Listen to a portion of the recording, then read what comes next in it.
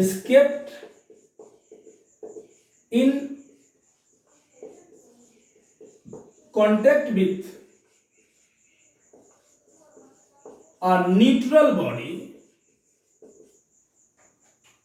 then electric charge is transferred from one body to another body, या charge body को to uncharge body, from charge body to uncharge body. Uncharge मतलब neutral body है ना. Charge is transferable.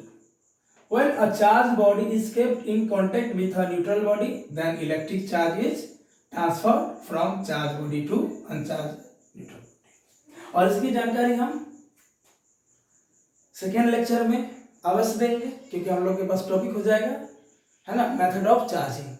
उसमें जानेंगे कि किसी body को हम कैसे चार्ज कर सकते हैं. बहुत सारे मेथड है उसके. उसी मेथड से हम लोग जान सकते हैं, जैसे बहुत ही कॉमन चीज है, बचपन से लोग जानते हैं कि like charge repel each other, unlike charge attract each other. लेकिन क्या दो लाइक चार्ज अट्रैक्ट कर सकते हैं? Can two similarly charge body ever attract each other? Answer क्या होगा? यस और नो? यस बच्चों, by the method of induction. यानी अगले लेक्चर में बताऊंगा कि दो सेम नेचर का बॉडी भी एक दूसरे को आकर्षित करेगी. बहुत सारा नया दिखाने वाले हैं हम आपको, अद्भुत. नोट कीजिए, एकदम नोट अच्छे से बनाना है. अलग से भी हम बहुत सारा चीज विचार में है. अभी तो दुनिया में कोरोना वायरस के चलते सब कुछ त्राहिमाम में है. ऐप बनवाएंगे, ऐप के थ्रू या पीडीएफ फाइल से आपको नोट्स भी भेजने का हम कोशिश करेंगे. ऐसे आप बनाइए, क्योंकि हम एकदम डिटेल से ले जा रहे हैं, एकदम.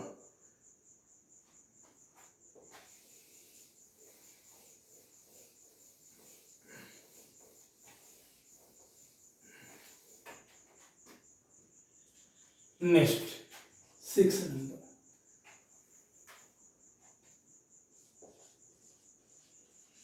Charge is conserved.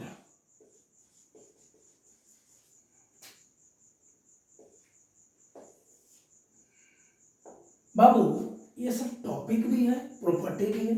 2-2 नंबर में बोर्ड में पूछ सकता है, थ्योरी में 1 नंबर में, ऑब्जेक्टिव में. इसे एकदम ध्यान से पढ़ना है. तो एज लाइक एनर्जी,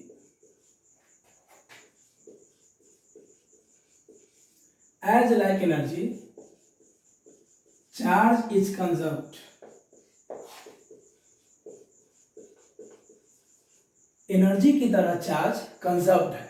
ना इसे हम बना सकते हैं ना नष्ट कर सकते हैं. That means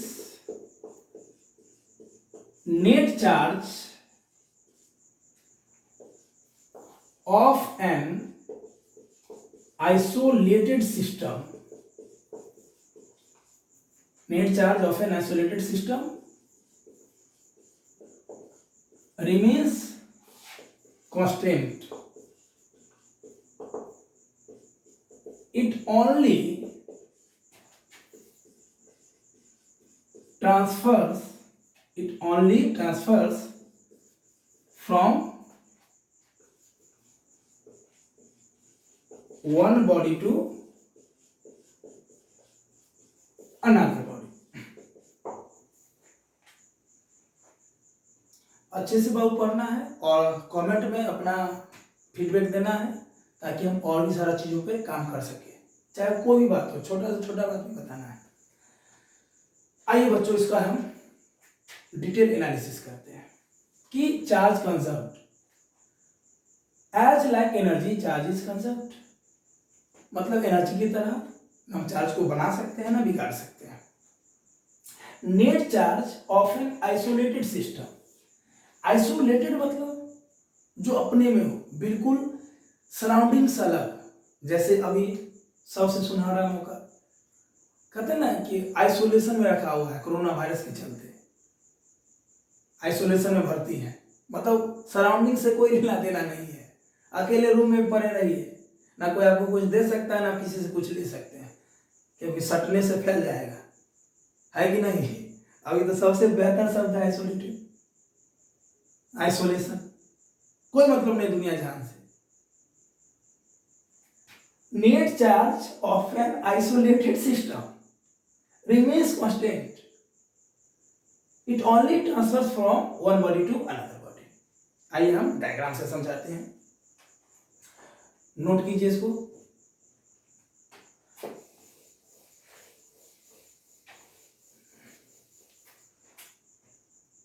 देखो बच्चों, मान लो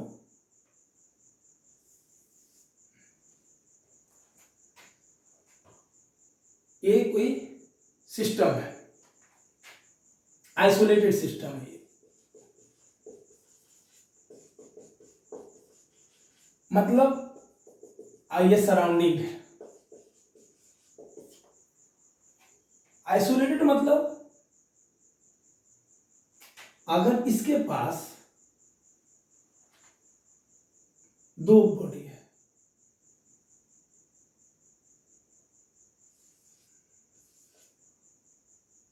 ये 2 कूलम का और ये 3 कूलम का, तो इस आइसोलेटेड सिस्टम में नेट चार्ज कितना हो गया बाबू? 5 कूलम का। नेट चार्ज 5 कूलम हो गया। अब मान लीजिए ये 2 कूलम वाला बॉडी 3 कूलम वाले बॉडी को 1 कूलम चार्ज ट्रांसफर किया, तो ये घट के कितना हो जाएगा? 1 कूलम, और ये बढ़ जाएगा 4 हो जाएगा। फिर भी नेट चार्ज कितना है? 4 1 5। यानी आइसोलेटेड सिस्टम का मतलब है कि सिस्टम में 2 बॉडी है, यही दोनों लेन देन कर सकता है, एक एक्सेप्ट करेगा एक रिलीज करेगा, सराउंडिंग से कोई लेना देना नहीं है, कोई मतलब नहीं दुनिया जहां से, कोई मतलब नहीं है। नेट चार्ज कंजर्व रहेगा। लेकिन एक शब्द जो है, जो पूरा दुनिया बोलता है, शुरू से चला आ रहा है प्रथा, कि हम चार्ज को बना नहीं सकते हैं, नष्ट नहीं कर सकते हैं, ऐसा बोलना पूर्णतः सही नहीं है। आइए मैं बताता हूं।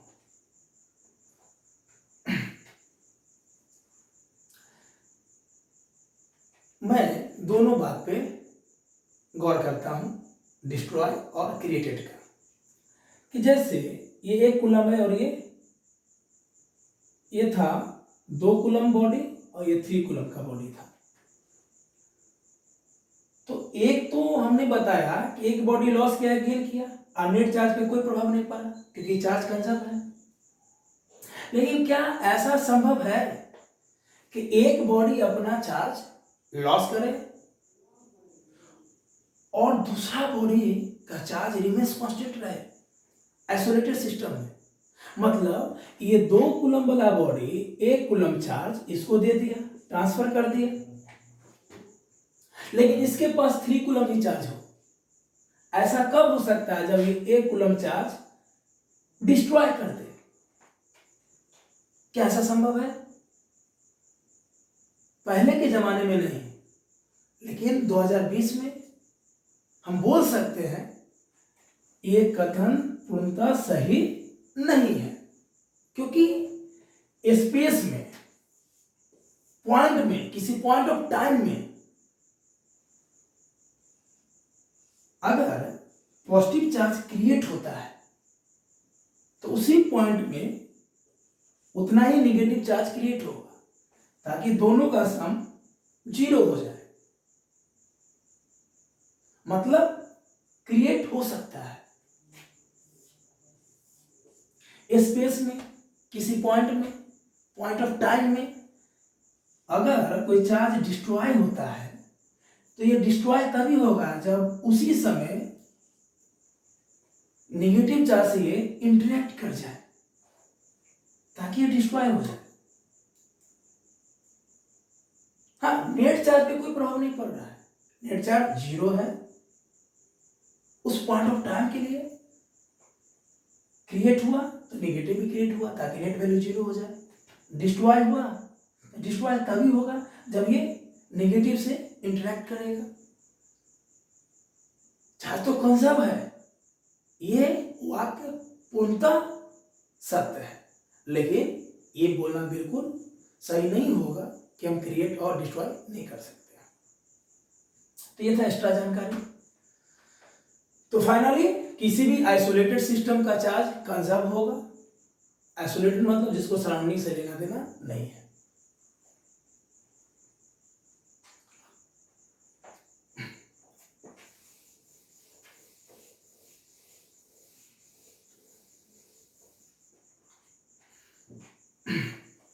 नेक्स्ट बच्चों, और ये है टीटीआई सभी बोर्ड के लिए।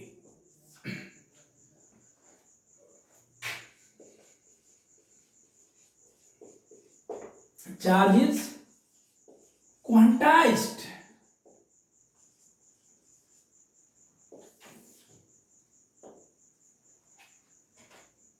बाबू, क्वांटाइज्ड का मतलब जो सर्टेन अमाउंट में उपलब्ध हो। जैसे ये कॉपी है, आप दुकान में जाते हो, बोलते हो भैया 1 कॉपी दो या 2 कॉपी दो, 10 कॉपी दो। कभी आपने बोला कि 1.5 कॉपी दीजिए, 2.5 कॉपी, नहीं 2.25 कॉपी, नहीं बोला, क्योंकि मिलेगा ही नहीं 2.25 कॉपी। ऐसे बहुत सारे सामान है। जैसे इंक का डिब्बा हमें लेना होगा तो हम इंक का 1 डिब्बा लेंगे या 2 डिब्बा लेंगे। दुकान वाले को ये तो नहीं बोलेंगे भैया हमको चाहिए 3.5 डिब्बा, बनता ही नहीं है, संभव ही नहीं है। तो क्वांटाइजेशन का मतलब होता है जो सर्टेन अमाउंट में उपलब्ध हो नेचर में। यानी किसी भी बॉडी पर चार्ज कंटिन्यूअस नहीं होता है। Electric charge on a body is not continuous, it will discrete on them. बच्चों ये जो 2 शब्द हमने बोला, ये शब्द मैक्रोस्कोपिक लेवल पे और माइक्रोस्कोपिक लेवल पे पूर्णतः सही नहीं भी हो सकता है, एक ही लेवल पे सही हो सकता है, माइक्रोस्कोपिक लेवल पे, मैक्रो पे नहीं। क्योंकि फिजिक्स में किसी भी टॉपिक का स्टडी 2 लेवल से होता है, माइक्रोस्कोपिक और मैक्रोस्कोपिक। तो हम माइक्रोस्कोपिक लेवल बात कर रहे हैं कि चार्ज किसी बॉडी पे कंटिन्यूअस नहीं होता है, डिस्क्रीट रूप में होता है। That means electric charge on a body is an integral multiple of e. E मतलब charge on an electron, integral multiple में होगा। आइए डिटेल जानकारी देते हैं। जैसे एक बॉडी है, न्यूट्रल है, कोई चार्ज नहीं है, हम इस बॉडी को 1 इलेक्ट्रॉन दे सकते हैं या 2 इलेक्ट्रॉन दे सकते हैं या 3 इलेक्ट्रॉन दे सकते हैं। या कोई न्यूट्रल बॉडी है, इस बॉडी से हम 1 इलेक्ट्रॉन निकाल सकते हैं या 2 इलेक्ट्रॉन निकाल सकते हैं या 3 इलेक्ट्रॉन निकाल सकते हैं, डॉट डॉट n इलेक्ट्रॉन निकाल सकते हैं। हम 2.5 इलेक्ट्रॉन ना दे सकते हैं ना निकाल सकते हैं। मतलब ये जो E है, इलेक्ट्रॉन पे जो चार्ज है 1.6 × 10⁻⁻19 कूलम, यह फंडामेंटल चार्ज है, एलिमेंटरी चार्ज है, इसको इलेक्ट्रॉनिक चार्ज भी बोलते हैं, क्वांटा भी बोलते हैं, मतलब it is the least amount of charge, minimum possible charge in nature. इससे छोटा चार्ज संभव नहीं है। हम किसी बॉडी पे इसके इंटीग्रल मल्टीपल में चार्ज दे सकते हैं या उससे ले सकते हैं, क्योंकि ये फंडामेंटल चार्ज है, इलेक्ट्रॉनिक चार्ज है।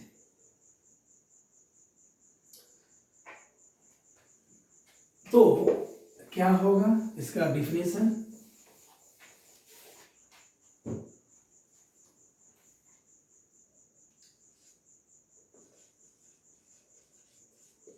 Charge on a body is not continuous.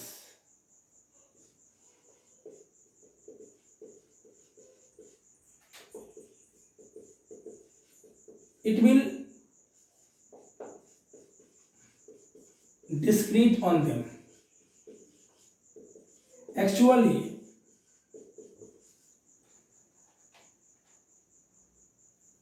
electric charge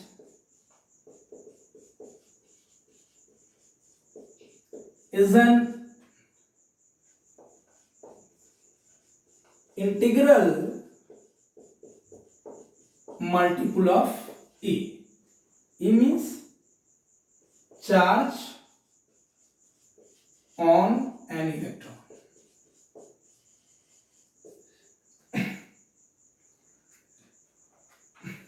That means Q is equal to plus minus M.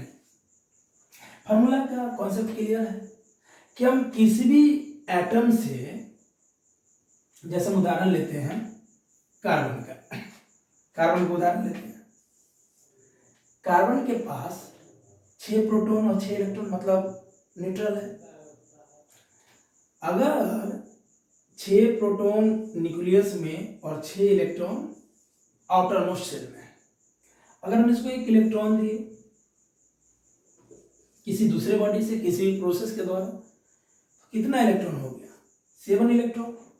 यानी एक इलेक्ट्रॉन बढ़ा, 2 देंगे तो 2 बढ़ेगा, 3, 4, एक मल्टीपल में बढ़ रहा है, इंटीग्रल मल्टीपल में बढ़ रहा है। या 6 इलेक्ट्रॉन में से ये लॉस किया 2 या 3, इंटीग्रल मल्टीपल में लॉस कर रहा है, 1.5 लॉस नहीं करेगा, क्योंकि संभव ही नहीं है ना, नेचर में संभव ही नहीं है, हो ही नहीं सकता है। तो सिंपल है, या तो हम 1 दे सकते हैं या 1 निकाल सकते हैं, 2, 2, 3, 3, डॉट डॉट डॉट एन। यानी किसी भी बॉडी पे जो चार्ज होगा वो इंटीग्रल मल्टीपल ऑफ ही होगा, जहां जहां जहां Q charge on a body या इलेक्ट्रिक चार्ज, N है integer, it is an integer, और इंटीजर मतलब सिंपल, कोई निगेटिव नंबर, 0, कोई positive number, dot dot dot etc। Fraction नहीं होना चाहिए। ई मतलब charge on an electron, e मतलब charge on an electron, that means 1.6 into 10 to the power minus 19 coulomb. बाबू इस ई का बहुत सारे नाम है, इसको हम लोग इलेक्ट्रॉनिक चार्ज भी बोलते हैं, मिनिमम पॉसिबल चार्ज भी बोलते हैं, क्वांटा भी बोलते हैं, फंडामेंटल चार्ज भी बोलते हैं। क्वेश्चन में भी काम आएगा, जैसे 80 बना के 8 नंबर क्वेश्चन में ही काम आएगा सर। हम बोल सकते हैं इसको, it is the least amount of charge. It is the least amount of charge. इससे छोटा चार्ज संभव नहीं है। ये पुराने स्टडी में है, लेकिन अभी हमें मजेदार चीज सिखाने वाले हैं कि इससे छोटा चार्ज भी संभव है। नोट करें बच्चों।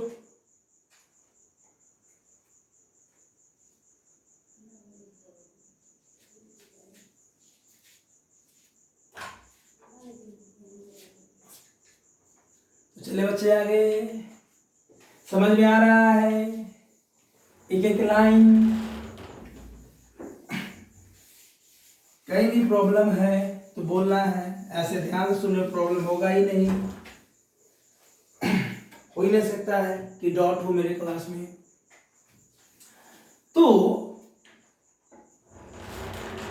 पुराने स्टडी के अनुसार देखो होता क्या है ना कि कुछ शब्द बोला गया और दुनिया उसी को मान लिया। बाद में कुछ एनालिसिस हुआ, लेकिन हुआ न एनसीईआरटी में आया न बहुत सारे बुक में आया। हो सकता है आने वाले समय में चेंज हो। कि हमने बोला मिनिमम पॉसिबल चार्ज है ना। मिनिमम पॉसिबल चार्ज क्या है? इलेक्ट्रॉन पर चार्ज, फंडामेंटल चार्ज। लेकिन क्वार्क्स जिस पर उस फंडामेंटल चार्ज से भी कम चार्ज होता है। ये दो प्रकार का होता है, एक होता है अप और एक होता है डाउन। अप क्वार्क और डाउन क्वार्क। इसका जो वैल्यू है वो है +2/3e और डाउन का वैल्यू है -1/3e। माइक्रोस्कोपिक लेवल पे छोटा सा अंतर हो सकता है कि जो फंडामेंटल चार्ज है, चाहे वो इलेक्ट्रॉन पे हो या प्रोटॉन पे, वो फ्रीली है, इंडिपेंडेंट है, और ये इंडिपेंडेंट नहीं है। लेकिन बात यहां पे है कि क्या उससे छोटा चार्ज संभव है? यस, हम 2020 में बोल सकते हैं संभव है, वो है क्वार्क्स। यानी प्रोटॉन का निर्माण 2 अप एंड 1 डाउन क्वार्क से होता है।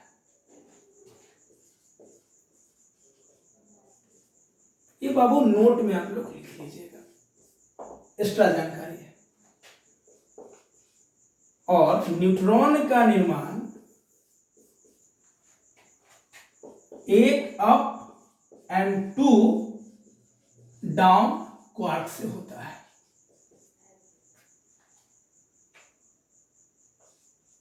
Electron is not made up of quarks.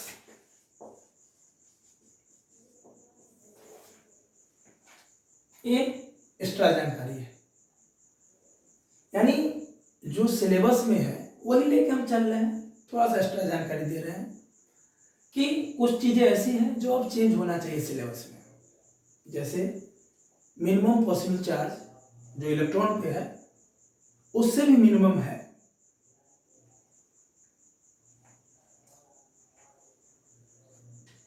ऐसे तो चीजें बाबू समुंदर है, एक टॉपिक पे आदमी बहुत देर बोल सकता है, समुंदर दिखा सकता है, लेकिन समय को देखते हुए मेन टॉपिक पर हम लोग को आना है। हाँ, अलग से आप हमसे, हम क्लास में भी बोलते हैं बाबू कि किसी भी टॉपिक पे अगर आपको नॉलेज चाहिए, एक्स्ट्रा जानकारी चाहिए, तो आप हमसे अलग से मिल सकते हैं,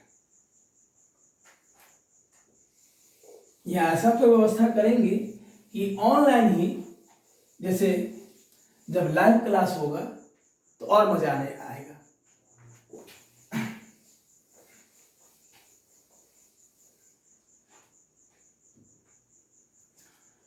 तो बाबू आइए हम लोग, ये कहा जाती है पहला फॉर्मूला है Q बराबर NE, है ना, जिसमें हम लोग क्वेश्चन करते हैं।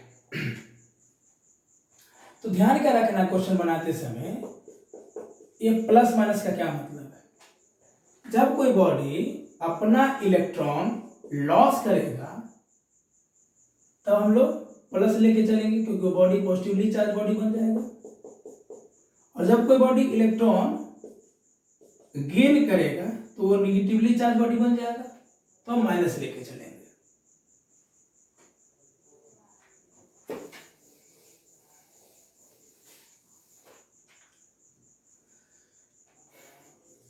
क्वेश्चन लिखिए बाबू क्वेश्चन। और न्यूट्रल बॉडी, ये कॉमन क्वेश्चन है, लेवल 1 भी नहीं बोल सकते, 0 लेवल टॉपिक में है तो जानना है, लेकिन किसी भी एग्जाम में कहीं से भी क्वेश्चन पूछा जा सकता है, इसलिए हम लोग को छोटी छोटी बातों पे ध्यान देना है। और neutral body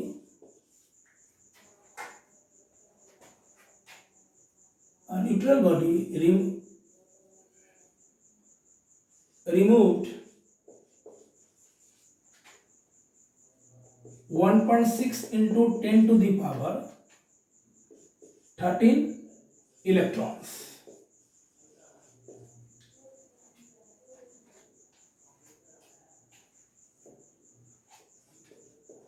Find the magnitude of electric charge.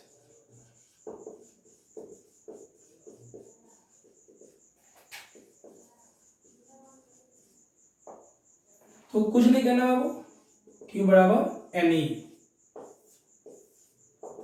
ये हो जाएगा N 1.6 into 10 to the power minus 19 minus 13 दिया हुआ है ना, और E का value 1.6 into 10 to the power minus 19, ये N और ये E। सॉल्व कीजिए, आंसर कूलम में आएगा, है ना। तो हो जाएगा कितना 2.56 और 19 में से 13 गया -6। नोट कीजिए, छोटा छोटा क्वेश्चन।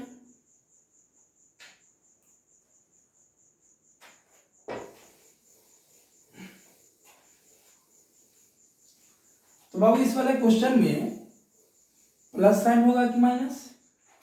दरअसल इस क्वेश्चन में अगर रिमूव कर रहा था तो प्लस होगा, जो आंसर आया 2.56 वो प्लस होना चाहिए, plus 2.56 into 10 to the power -6। Next question,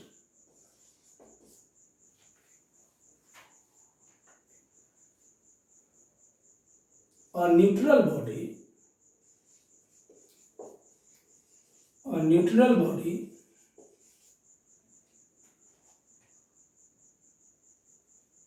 gains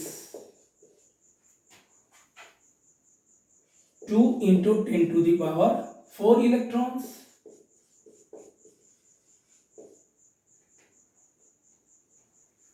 Calculate the amount of electric charge.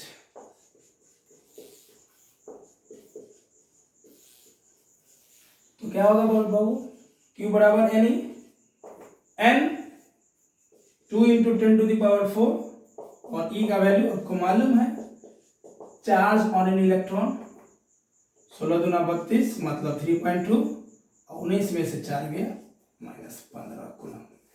क्या किया, गेन्स, यहाँ माइनस लगा दीजिए, रिमूव रहेगा तो प्लस हो जाएगा, मतलब कोई बॉडी इलेक्ट्रॉन गेन करेगा तो आंसर निगेटिव में आएगा, क्योंकि बॉडी निगेटिवली चार्ज बॉडी हो जाएगा, और इलेक्ट्रॉन रिमूव करेगा तो वो पॉजिटिवली चार्ज बॉडी हो जाएगा।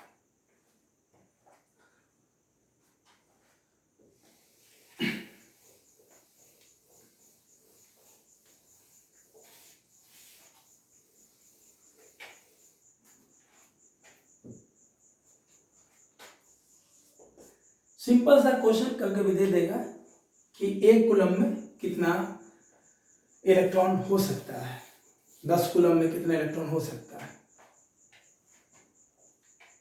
तो सिंपल क्वेश्चन का लैंग्वेज रहेगा, how many electrons in 1 coulomb.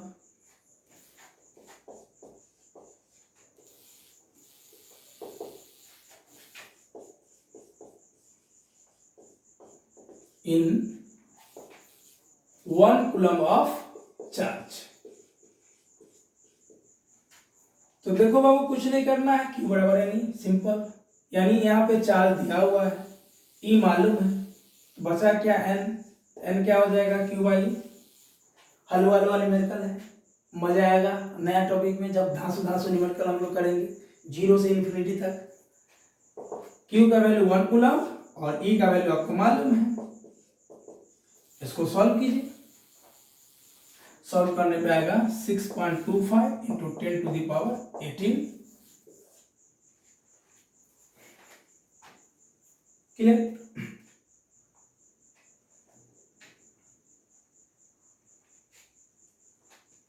लगभग इतना ही आएगा और इसका कोई यूनिट नहीं होगा क्योंकि हमें नंबर ऑफ इलेक्ट्रॉन्स हो जाएगा।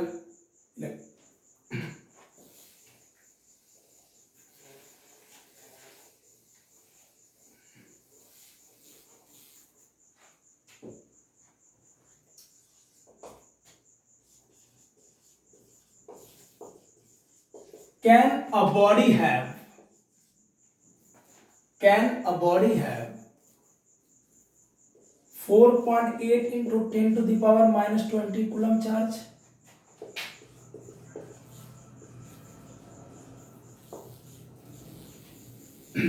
अब क्वेश्चन है कि क्या किसी बॉडी के पास इतना चार्ज हो सकता है? तो करना क्या है, हम लोग इलेक्ट्रॉन का संख्या निकालेंगे, यानी n निकालेंगे। Q बराबर N, N बराबर Q बाई। अगर n का वैल्यू इंटीजर आएगा तो यस, और डेसिमल में आएगा या फ्रैक्शन में तो नो। सिंपल, चेक करते हैं। Q का value 4.8 into 10 to the power minus 20 और E का value 1.6 into 10 to the power minus 19। ये कट गया 3 से, ये ऊपर जाके प्लस होगा, इसका मतलब होगा 10 का माइनस 1 बचेगा, माइनस ऊपर जाके हो जाएगा प्लस, तो माइनस 20 प्लस 1 माइनस 1 यानी 3/10 मतलब 0.3। देखो बाबू क्या ये इंटीजर है? नहीं। तो अगर ऐसा क्वेश्चन है कि क्या किसी बॉडी पे इतना चार्ज हो सकता है तो आप क्या करोगे, n निकालोगे। अगर n का वैल्यू फ्रैक्शन या डेसिमल में है तो नो, और इंटीजर में रहेगा तो यस। नोट करें।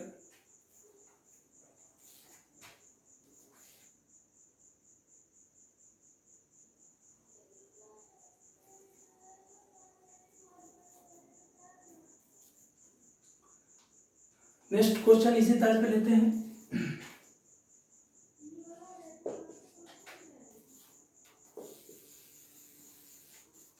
क्या किसी बॉडी के पास 3.2 into 10 to the power minus 18 coulomb charge हो सकता है? आइए चेक करते हैं।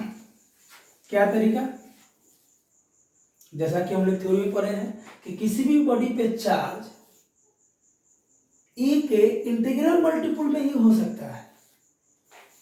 N बराबर Q बाई। Q का वैल्यू आपको दिया हुआ है क्वेश्चन में 3.2 into 10 to the power minus 18 और E का वैल्यू आपको मालूम है क्योंकि ये जन्मजात है भाई, सबको मालूम है।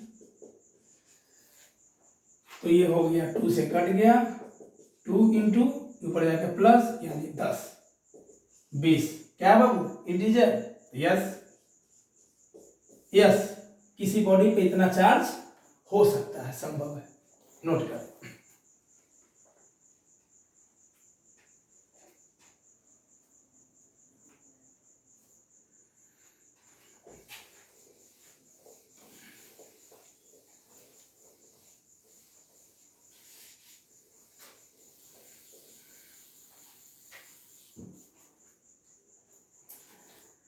तो बाबू क्वांटाइजेशन ऑफ चार्ज के बारे में जानकारी रॉबर्ट मिल्टन ने दिया था।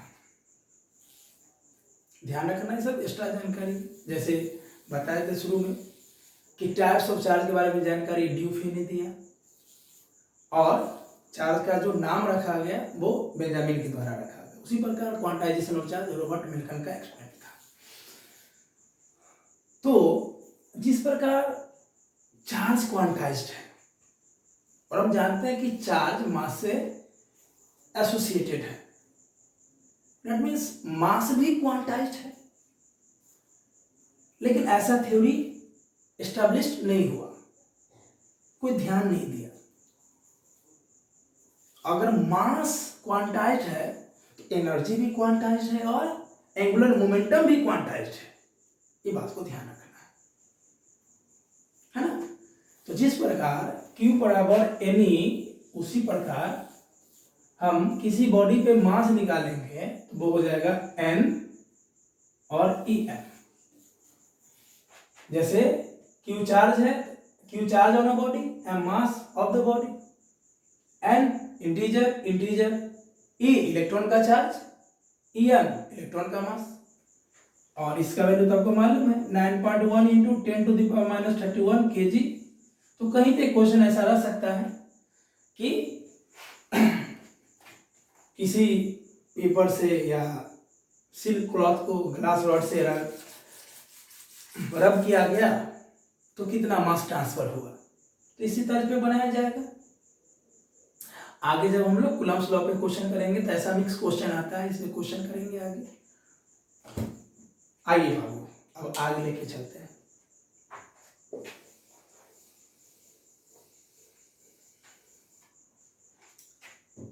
नेक्स्ट प्रॉपर्टीज है, नंबर अपने हिसाब से दे दीजिए, है ना। कितना नंबर होगा, 7 होगा, या स्टार्ट कर दीजिए।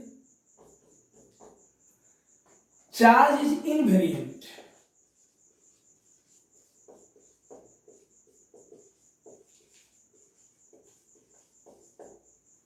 चार्ज इनवेरिएंट है। इनवेरिएंट का मतलब होता है वेलोसिटी से इंडिपेंडेंट, स्पीड से independent. That means it is independent from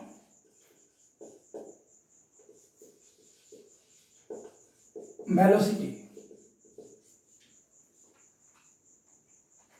charge invariant है, मतलब इसको वेलोसिटी से कोई लेना देना नहीं है। मतलब किसी चार्ज बॉडी को, जैसे ये चार्ज बॉडी है,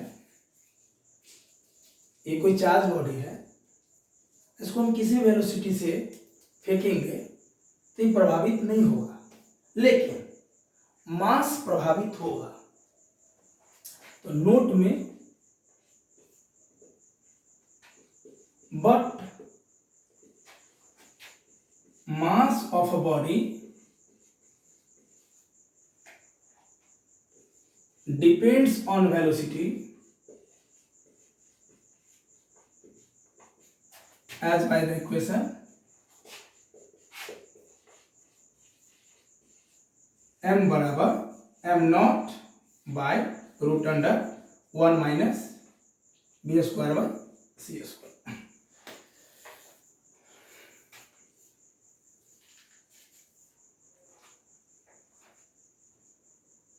अगर क्वेश्चन पूछ दिया जाए कि क्या मास इनवेरिएंट है, नहीं, मास वेलोसिटी पे डिपेंड करता है। किस इक्वेशन से, इस इक्वेशन से। और इस इक्वेशन का भी अलग ही मजा है, मॉडर्न फिजिक्स में भी काम आएगा। और एक चैप्टर पढ़ाऊंगा मैं बाबू इलेक्ट्रोमैग्नेटिक वेव, वहां पे इसका डिटेल एनालिसिस करेंगे। जहाँ एम नॉट जो है वो रेस्ट मास होता है, मतलब जब बॉडी स्टैटिक नेचर में था, स्टेशनरी था, रेस्ट में था। और एम जो होता है वो होता है mass of the body in motion, मतलब मूविंग बॉडी का मास। मतलब ये मास जिस वेलोसिटी से मूव कर रहा है वो होगा v, और c जो होगा वो होगा वेलोसिटी ऑफ लाइट, है ना, जिसका वैल्यू आपको मालूम है 3 × 10⁸। तो इस रिलेशन से हम बोल सकते हैं कि मास वेलोसिटी पर डिपेंड करता है। अभी बस इतना ही जानना है रिलेशन के अनुसार।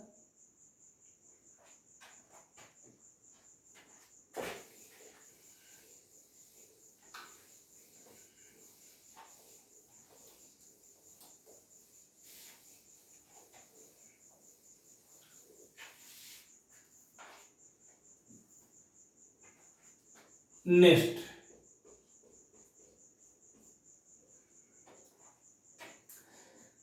तो बाबू लेक्चर के एकदम शुरू में हम बताए थे कि चार्ज किसी वस्तु का गुण है जिस गुण के कारण यह इलेक्ट्रिक या मैग्नेटिक फील्ड प्रोड्यूस करता है। तो उसी पे प्रॉपर्टी है कि स्टैटिक चार्ज, मतलब अगर कोई चार्ज बॉडी है, मतलब ये एक चार्ज है जो रेस्ट में है, ये रेस्ट वाला चार्ज है, स्टैटिक है, मतलब इस चार्ज का वेलोसिटी भी जीरो है, वेक्टर फॉर्म में ले रहे हैं, और इसका एक्सीलरेशन भी जीरो है। तो static charge only produces electric field. जब चार्ज रेस्ट में होगा तो सिर्फ और सिर्फ इलेक्ट्रिक फील्ड प्रोड्यूस करेगा,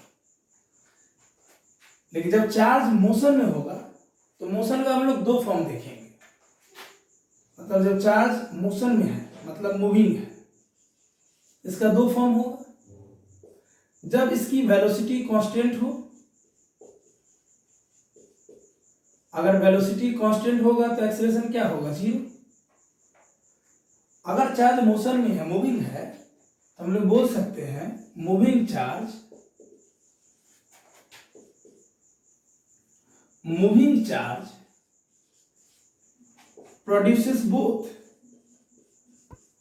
produces both electric and magnetic field।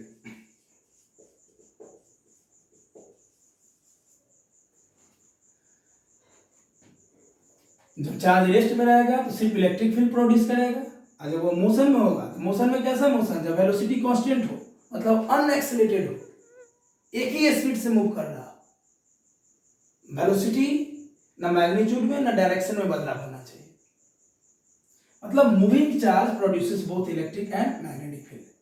बाबू आगे पढ़ाएंगे कि time varying electric field produces magnetic field, मतलब जब इलेक्ट्रिक फील्ड टाइम के रिस्पेक्ट में वैरी करता है तो वो मैग्नेटिक फील्ड की तरह बिहेव करता है। ये हम इलेक्ट्रोडायनेमिक्स में बताएंगे। नेक्स्ट नोट करें इसको।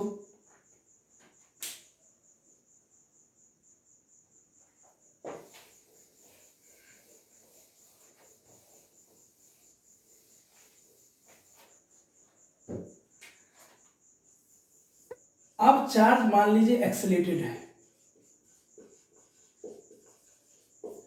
मतलब वेलोसिटी वेरिएबल है। इसका मतलब है कि बॉडी का एक्सेलरेशन कुछ ना कुछ होगा, मतलब जीरो नहीं होगा। तो जब रेस्ट में था स्टैटिक था इलेक्ट्रिक फील्ड, मोशन में कैसा मोशन? कांस्टेंट वेलोसिटी वाला। इलेक्ट्रिक फील्ड और मैग्नेटिक फील्ड दोनों, यानी इलेक्ट्रोमैग्नेटिक फील्ड हम बोल सकते थे सेकेंड डायग्राम वाले को। यहां क्या होगा कि जब चार्ज एक्सीलरेटेड होगा तो यह चार्ज बॉडी इलेक्ट्रिक फील्ड तो प्रोड्यूस करेगा, मैग्नेटिक फील्ड प्रोड्यूस करेगा, साथ ही साथ एनर्जी रेडिएट करेगा इलेक्ट्रोमैग्नेटिक वेव के रूप में। ये अपने बॉडी से एनर्जी रेडिएट करेगा किस रूप में? EMW के रूप में, इलेक्ट्रोमैग्नेटिक वेव के रूप में। That means an accelerated charge produces electric field, magnetic field, and radiates energy in the form of electromagnetic wave।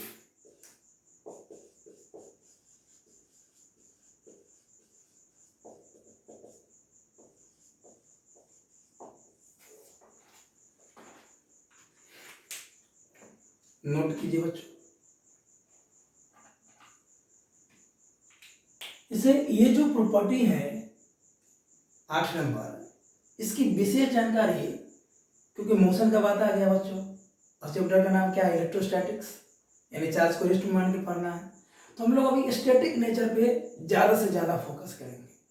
अब प्रॉपर्टी है तो हम लोग जान लिए, लेकिन जब इलेक्ट्रोडायनेमिक्स शुरू होगा तो हम लोग इसका डिटेल स्टडी करेंगे, बहुत मजा आएगा, क्योंकि वहाँ चार्ज को हम लोग मूव करवाएंगे, प्रोजेक्ट करेंगे इलेक्ट्रिक फील्ड में, फिर मैग्नेटिक फील्ड में, तो फिर इलेक्ट्रोमैग्नेटिक फील्ड में, बहुत मजा आने वाला है। तो बच्चों आज का लेक्चर हम लोग यही समाप्त करेंगे। दूसरा लेक्चर, तीसरा लेक्चर, चौथा लेक्चर तुरंत अपलोड होगा। आप इसको कंप्लीट करें, आप इसको कंप्लीट कीजिएगा, तब तक सेकेंड लेक्चर अपने आप आ जाएगा। और सेकेंड लेक्चर में हम बहुत सारा चीज़ दिखाने वाले हैं, बहुत सारा अद्भुत नज़ारा दिखाने वाले हैं। वहाँ हम लोग कूलम्ब्स लॉ पे पहुँचने का कोशिश करेंगे और कूलम्ब्स लॉ पे बहुत सारा क्वेश्चन करेंगे। हाँ, कूलम्ब्स लॉ पे हम लोग आराम से पहुँच जाएंगे। इसके कुछ प्रॉपर्टी है, चार्जिंग का मेथड पढ़ेंगे, इंसुलेटेड कंडक्टर का बात करेंगे नेक्स्ट लेक्चर में, और कूलम्ब्स लॉ स्टार्ट होगा। मतलब बहुत मजा आने वाला है। तो बच्चों मिलते हैं अगले वीडियो में नए एनर्जी और नए उत्साह के साथ। धन्यवाद।